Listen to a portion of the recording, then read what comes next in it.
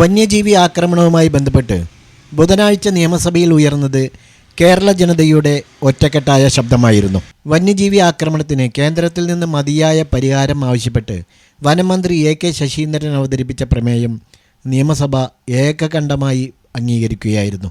വന്യജീവി നിയമം കാലോചിതമായി പരിഷ്കരിക്കണമെന്നാണ് പ്രമേയം ആവശ്യപ്പെട്ടത്. കാട്ടുപന്നിയെ കേന്ദ്ര വന്യജീവി സംരക്ഷണ നിയമത്തിൻ്റെ 62-ാം വകുപ്പ് പ്രകാരം ക്ഷുദ്രജീവിയായി പ്രഖ്യാപിക്കണമെന്നും പ്രമേയം ആവശ്യപ്പെട്ടിട്ടുണ്ട്. കാട്ടുമൃഗങ്ങൾ നാട്ടിലിറങ്ങി മനുഷ്യരെ ആക്രമിക്കുകയും കൃഷികൾ നശിപ്പിക്കുകയും ചെയ്യുന്ന സംഭവങ്ങൾ ഇപ്പോൾ വർദ്ധിച്ചിരിക്കുകയാണല്ലോ. ഇക്കാര്യത്തിൽ പരിഹാരം തേടി സർക്കാർ പലതവണ കേന്ദ്രത്തെ സമീപിച്ചെങ്കിലും കേന്ദ്രം നിസ്സംഗത പാലിക്കുകയാണ് ചെയ്തത്. ഈ സാഹചര്യത്തിലാണ് നിയമസഭ ഏകകണ്ഠമായി പ്രമേയം അംഗീകരിച്ചിട്ടുള്ളത്. 6 പതിറ്റാണ്ട് പഴക്കമുള്ളതാണ് നിലവിലുള്ള വന്യജീവി സംരക്ഷണ നിയമം. മനുഷ്യരുടെ കടന്നുകയറ്റം മൂലം കാടുകളിലെ ജീവജാലങ്ങൾ വേരറ്റ് പോകാതിരിക്കാനും വനം കൊള്ള തടയാനുമായി 1972 ഈ നിയമം കൊണ്ടുവന്നത്. അന്നത്തെ അപേക്ഷിച്ച് വന്യജീവികളുടെ എണ്ണത്തിലും അവയുടെ സഞ്ചാരത്തിലുമെല്ലാം ഒരുപാട് മാറ്റങ്ങളാണ് വന്നത്. മുൻകാലങ്ങളിൽ കാട്ടിലിറങ്ങി വന്ന് ആളുകളെ കൊല്ലുകയും പരാക്രമം കാണിക്കുകയും ചെയ്യുന്ന സംഭവങ്ങൾ കുറവായിരുന്നു. ഇന്ന് പക്ഷേ അത് ഒരു പതിവ് സംഭവമായി മാറിയിരിക്കുകയാണ്. ആന, കരടി, പുലി തുടങ്ങി കാട്ടുമൃഗങ്ങളുടെ മനുഷ്യവാസ പ്രദേശങ്ങളിലേക്കുള്ള ഇറക്കവും പരാക്രമങ്ങളും ഇന്ന് ദിനംപ്രതിയോണം റിപ്പോർട്ട് ചെയ്യപ്പെട്ടുകൊണ്ടിരിക്കുകയാണ്. ഇക്കഴിഞ്ഞ നിയമസഭാ സമ്മേളനത്തിൽ സർക്കാർ വെളിപ്പെടുത്തിയ കണക്കനുസരിച്ച് കഴിഞ്ഞ 8 വർഷത്തിനിടെ 909 പേരാണ് കേരളത്തിൽ വന്യജീവി ആക്രമണത്തിൽ കൊല്ലപ്പെട്ടിരിക്കുന്നത്. 7492 പേർക്ക് പരുക്കേൽക്കുകയും ചെയ്തിട്ടുണ്ട്. കോടിക്കണക്കിന് രൂപയുടെ കൃഷികൾ നശിപ്പിക്കുകയും ചെയ്തു. വനത്തിൻ്റെ വാഹകശേഷിയേക്കാൾ കൂടുതലാണ് കേരളത്തിലെ വനങ്ങളിലെ കാട്ടുമൃഗങ്ങളുടെ എണ്ണം. 1913 സെൻസസ് പ്രകാരം 4300 ആനകളാണ് കേരളത്തിലെ കാടുകളിൽ ഉണ്ടായിരുന്നത്. 2011 അത് 7400 അതേസമയം വനത്തിൻ്റെ വിസ്തൃതി കുറയുകയും ചെയ്യുന്നു.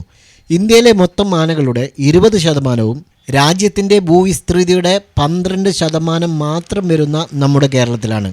12 വർഷത്തിനിടെ രാജ്യത്ത് കടുവകളുടെ എണ്ണം ഇരട്ടിയായി എന്നാണ് 2023 ജനുവരിയിൽ സുപ്രീം കോടതിയിൽ സമർപ്പിച്ച സത്യവാങ്മൂലത്തിൽ പറയുന്നത്. പ്രതിവർഷം 6% കടുവകളുടെ വർധന. വയനാട് മേഖലയിലെ കടുവകളുടെ എണ്ണത്തിൽ 10 വർഷത്തിനിടെ 50% വർധനവ് ഉണ്ടായെന്നാണ് 2023 ഡിസംബറിൽ കടുവാ സംരക്ഷണ അതോറിറ്റി വെളിപ്പെടുത്തിയത്.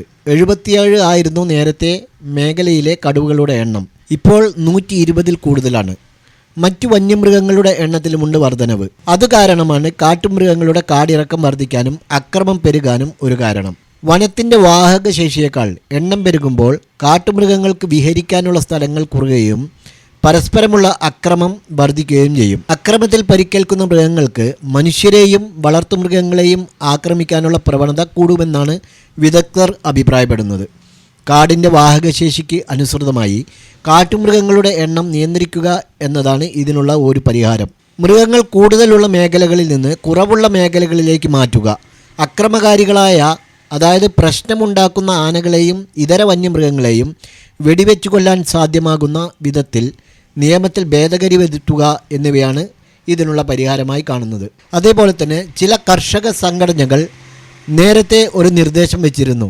വനപരിസരങ്ങളിൽ താമസിക്കുന്നവർക്ക് കാട്ടുമൃഗങ്ങളെ കൊല്ലുന്നതിൽ പരിശീലനം നൽകുകയും നാട്ടിലിറങ്ങി പരാക്രമം കാണിക്കുന്ന മൃഗങ്ങളെ കൊല്ലാൻ അവർക്ക് അനുവാദം നൽകുകയും ചെയ്യുക എന്നതായിരുന്നു അത്. മൃഗങ്ങളെ കൊല്ലുന്ന കാര്യം പറയുമ്പോൾ മൃഗസ്നേഹികളും സംഘടനകളും രൂക്ഷമായ എതിർപ്പുമായി രംഗത്ത് വന്നാൽ എന്താണ് ചെയ്യുക?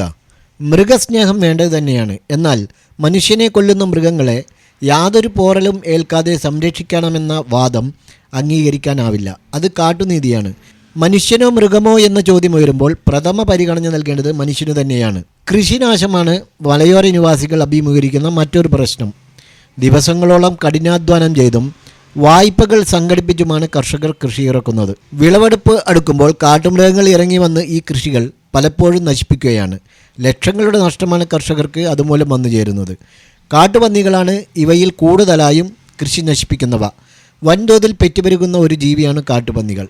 അവയുടെ എണ്ണം വർദ്ധിച്ച് ജനവാസ കേന്ദ്രങ്ങളിൽ വരെ കൂട്ടമായി എത്തി കൃഷി നശിപ്പിക്കുകയും തങ്ങളുടെ സഞ്ചാര വഴിയിൽ കാണപ്പെടുന്ന മനുഷ്യരെ ആക്രമിച്ചു കൊല്ലുകയും ചെയ്യുന്നു. കാട്ടുപന്നിയുടെ ആക്രമണത്തിൽ ആളുകൾ കൊല്ലപ്പെടുന്നതും മാരകമായി പെരുക്കേൽക്കുന്നതും പതിവ് വാർത്തയാണ്. ഇവയെ ക്ഷുദ്രജീവിയായി പ്രഖ്യാപിച്ച് കൊല്ലാൻ അനുമതി നൽകിയാൽ ഈ പ്രശ്നം വലിയൊരു അളവിന് പരിഹാരമാകും. വന്യജീവി സംരക്ഷണ നിയമത്തിൻ്റെ 3-ാം ഷെഡ്യൂളിലാണ് കാട്ടുപന്നി പെടുന്നത്. എന്നാൽ ഷെഡ്യൂൾ 5-ലേക്ക് ഉൾപ്പെടുത്തിയാലേ നിയമപരമായി കൊല്ലാനാകൂ. നിയമസഭ അംഗീകരിച്ച പ്രമേയത്തിലെ ആവശ്യങ്ങളോട് കേന്ദ്രം അനുഭാവപൂർണമായ സമീപനം സ്വീകരിച്ചില്ലെങ്കിൽ മലയോര നിവാസികളുടെയും കർഷകരുടെയും ജീവിതം ഇനിയും കൂടുതൽ ദുരിതത്തിലാവും.